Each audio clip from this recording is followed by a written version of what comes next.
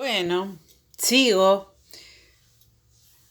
Tengo muchas ganas de estar haciendo esto en el pizarrón, con ustedes al frente, que pregunten, que hagan esas preguntas interesantes y esas otras preguntas tontonas que hacen siempre. Pero bueno, no nos queda otra por ahora, quedémonos adentro. El presidente acaba de informar que se alarga la cuarentena, noventena o cententena que tenemos. Y bueno, no nos queda otra. Obviamente hoy es viernes, les estoy grabando esto para mandárselos el lunes. Hace mucho frío. Y bueno, sigo. Les dije recién que la industrialización fue, digamos que, el elemento o el hecho que va a hacer que mejoren todas las otras condiciones de vida. Porque al haber industrialización también mejora la situación de la gente, la situación de la vida. El Estado tiene más plata gracias a los impuestos y utiliza todo ese dinero en las mejoras económicas y en las mejoras de las condiciones de vida, más higiene, más hospitales, más medicina, etcétera, etcétera. Nosotros vimos la industrialización que requería hierro y carbón, ¿se acuerdan? Este carbón es el que provocaba que las ciudades estuviesen muy contaminadas y el elemento fundamental que se utilizaba era el acero. Esto es lo que vimos en la primera revolución industrial, ¿sí? Aquella revolución que utilizaba las máquinas con motores a vapor que era generado por agua, el vapor de agua, gracias al carbón, ¿se entendió, no? Bien, en 1850 se empiezan a desarrollar otro tipo de industrias. Esta que nosotros hemos visto, la del siglo XVII, finales del siglo XVII, finales del siglo XVIII y comienzos del XIX, es la industrialización sobre todo en los textiles. ¿Sí? En la segunda industrialización, que también vimos un poquito el año pasado, vamos a tener como elemento de energía ya no el carbón, sino la electricidad. Entonces las ciudades van a estar más limpias porque hay menos contaminación. Pero ojo, esto no significa que deja de usarse el carbón. Siguen las fábricas, ¿sí? Así como cuando empezaron las fábricas no se perdió el trabajo artesanal que sigue existiendo hasta el día de hoy. Acá empiezan a utilizar mucho la electricidad en las fábricas porque es más limpia, es más barata, es más rápida la máquina eléctrica, pero siguen existiendo también muchas fábricas que tienen tecnología vetusta, vieja, ¿sí? Que siguen utilizando el carbón. ¿Dónde se utiliza la electricidad? En todas las fábricas que van a surgir en esta época y que no son textiles, ¿sí? Fundamentalmente en la industria automotriz y en la industria química, ¿sí? En la industria química, ¿qué se hacían? Se hacían fundamentalmente medicamentos, pero también tinturas, pinturas, explosivos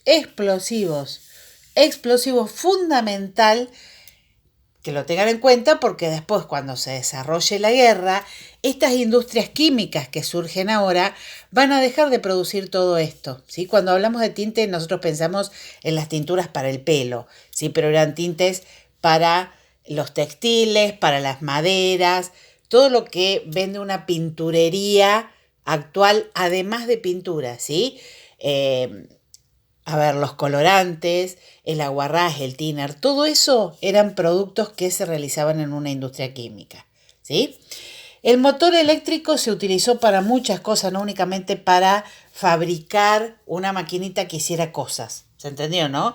Esa fábrica de maquinitas es una metalúrgica. Se utilizaron los motores eléctricos en los tranvías.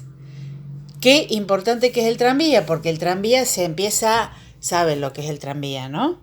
Bueno, se empiezan a instalar en las ciudades y empiezan a ser uno de los medios de transporte más utilizados por la clase media.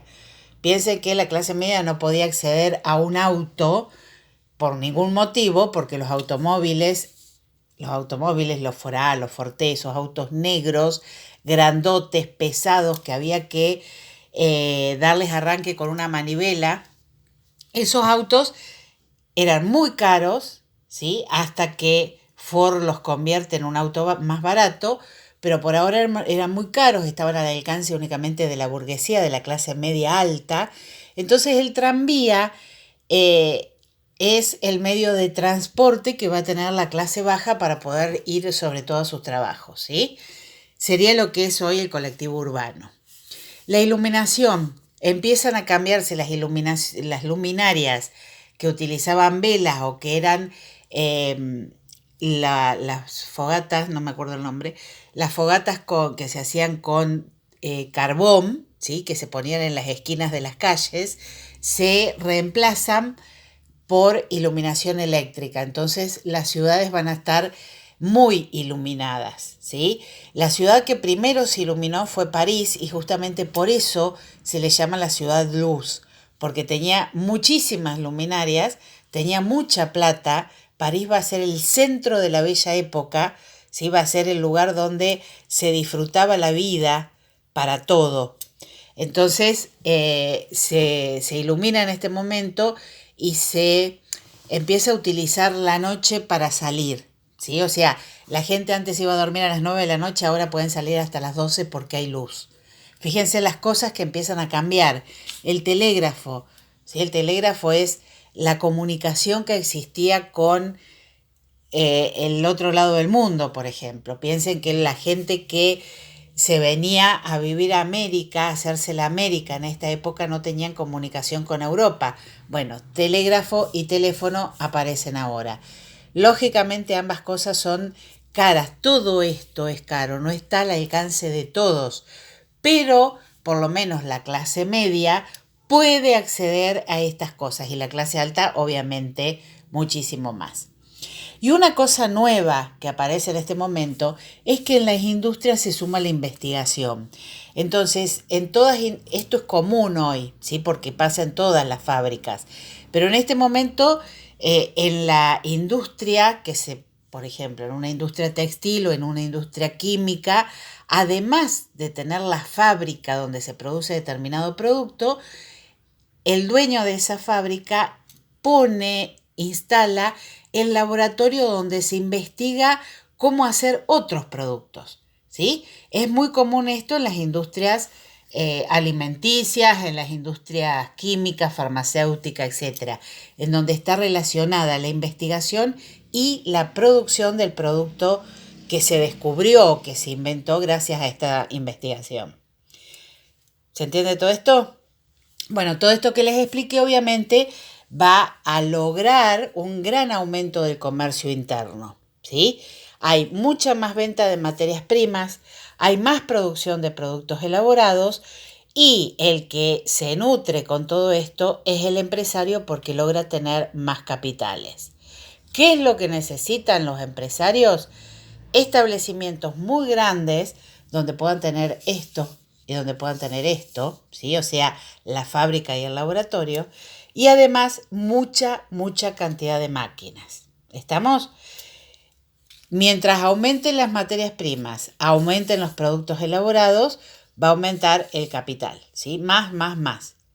Mientras todo esto aumente, es necesario que aumenten otras cosas que ayuden al empresario.